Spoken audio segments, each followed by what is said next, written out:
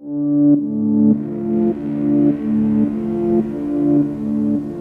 up. There I am. I am the sky.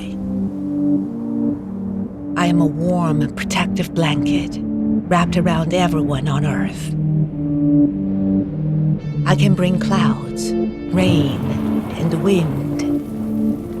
I can be an ice storm. Without me, you'd fry.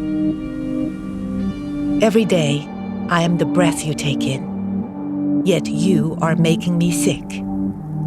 I am congested, off balance, polluted. You see, I am more delicate than you think. It took millions of years to get it just right. My perfect mix of gases, temperature, and weather that you enjoy. But now your cars, your factories, and dust, they have pushed me past the limit. And you wonder why my typhoons and tornadoes are more intense, more frequent. I have become unpredictable. Less rain here, a lot more rain there. Hotter summers, colder winters. I cannot even control myself anymore. Enough about me. I will show my changing self to you in your days ahead.